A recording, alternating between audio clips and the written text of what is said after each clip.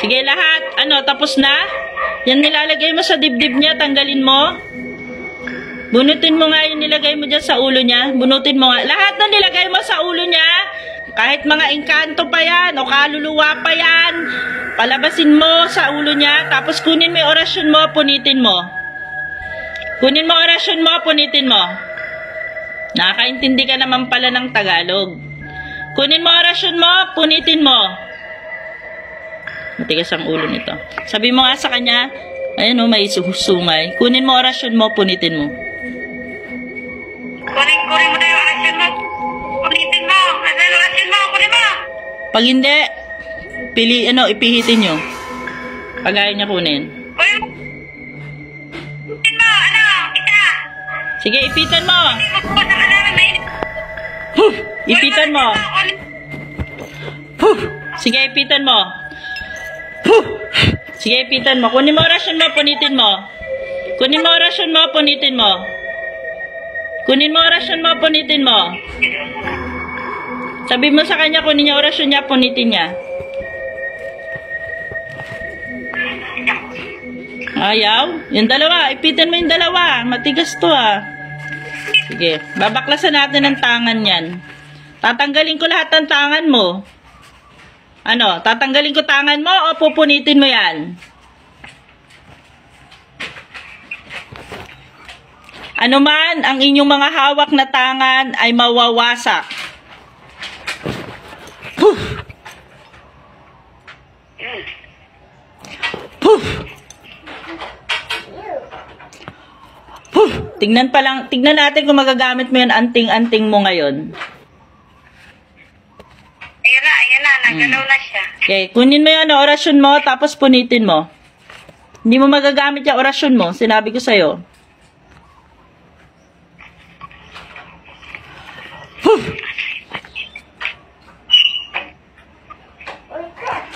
Poof! Lahat ng yung tangan mula baba, mula ulo hanggang paa ay mawawala ng bisa sa ngalan ni Yahweh, sa ngalan ng Alpha Omega. Poof! Sige, punitin mo. Kunin mo, punitin mo. Kunin mo, punitin mo. Saint Michael, tulungan mo ako. Pakuha mo yung ano. Kuha mo yung orasyon niya. Punitin. Bilis! Bilisan mo! Bilisan mo! Kunin mo orasyon mo, punitin mo! Ayaw mo pa rin? Huwag mo akong tatawanan. Sinabi ko sa'yo, huwag mo akong tatawanan. Poof! Ayaw niya eh. Poof! May gusto ka ba sa babaeng yan? Poof! Sige. Lahat ng iyong kapangyarihan ay mawawala ng bisa sa ngalan ni Yahweh, sa ngalan ng Alpha Omega. Saint Michael, lahat ng tangan nito, kunin mo. Dalhin mo yan sa gitna ng dagat upang hindi na mapakinabangan. Ngayon na.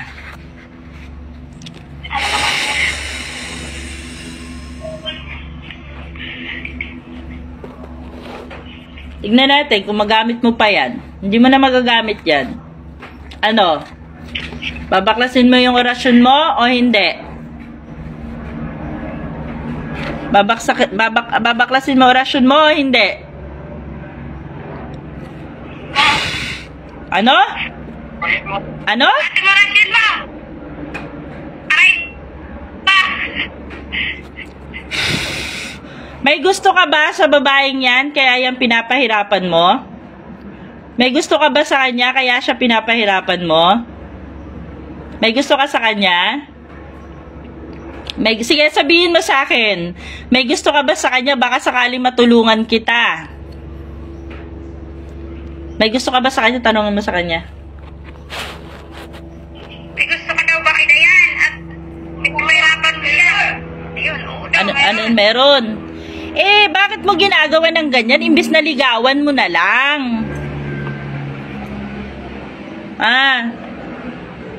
Diba? Imbis na ligawan mo na lang, sana hindi mo na nilagyan ng ganyan. Ano to? Gayuman nilagay mo? Gayuman nilagay mo? Ha? Gayuma ba nilagay mo? Ha? Oo. Eh, mali yan. Mali ang ginagawa mo. Bakit di mo na naliligawan? Ayaw ba niya sa'yo? Saka Ayaw niya sa'yo? Eh, baka kailangan magpagwapo ka muna. Hindi ka ba gwapo? Hindi ka ba gwapo? Gwapo ka ba? Pag gwapo ka, sasagutin ka niya. 'Di ba? 'Di ba? Pero, huwag ka nagagawa ng ganito. Kasi masamang pamamaraan yan para manggayuman ng tao. 'Di ba? Matagal ka na nang gagayuman ng tao? Matagal ka na nang gagayuman ng tao? Bagal. Lagi mong ginagawa yan sa ginugusto mo? Oo. Naku, pero maling pamamaraan yan. Maling pamamaraan. Kailangan, dapat, kung mamahalin ka ng isang tao, yung mahal ka at tanggap ka. Hindi yung hindi ka gusto, pipilitin mo. 'Di ba? Ano bang mas masarap? Yung mahalin ka, natanggap ka kung sino ka? O yung mahal ka kasi ikaw wala nagmamahal? Ano gusto mo sa dalawa? Fake love yan ginagawa mo eh. Fake love. Ikaw lang ang nagmamahal pero siya hindi ka niya mahal. Di ba mas maganda na ikaw yung mahal at mahal ka rin niya? Di ba? Tama ba ako? Tama ba ako? Tama ba ako? Daddy Bada. Diba? Mas maganda kasi na ang ilalagay mo sa puso mo yung mahal ka. Mahirap kasi na hindi ka niya mahal tapos pipilitin mo. Mas masarap na nagmamahal na pareho nyo mahal ang isa't isa. Hindi yung isa fake.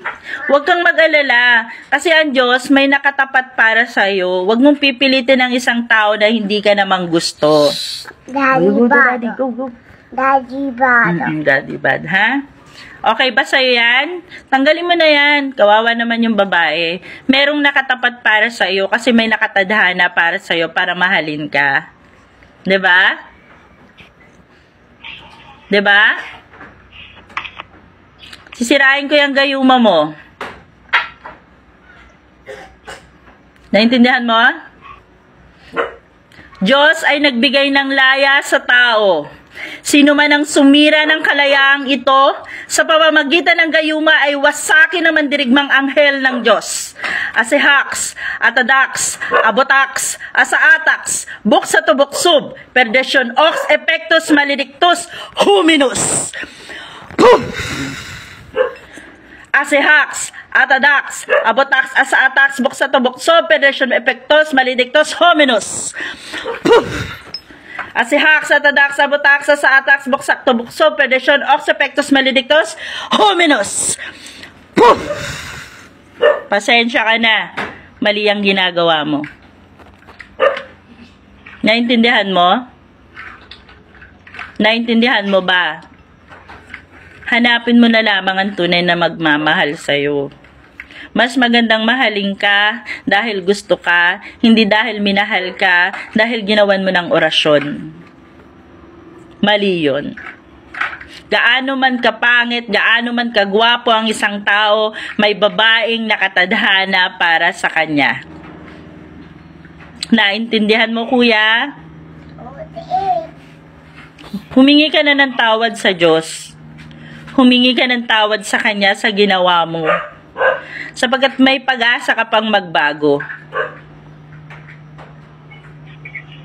Okay ba sa'yo na tanggalin mo na lahat ng nilagay mo sa Kanya?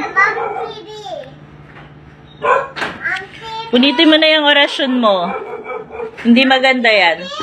Tapon mo yung yung ginamit mo mga kandila para sa inyo at magbagong buhay ka na. Amen? Sige, tapon mo sa labas. Mom TV. Tapon mo na sa labas. Sige na. Patatawarin ka ni Ama sa ginawa mo. Gawin mo na. Kuya, ate, sabihan mo sa kanya, tapon niya na lahat ng mga kandila na ginamit niya. Kandila. Walang kandila. Kain mo namin. Patatawarin kita, papalayain kita dyan. Paalisin kita. Pilak mo na. Pilak mo. Kunin mo na kamay, tapon sa labas.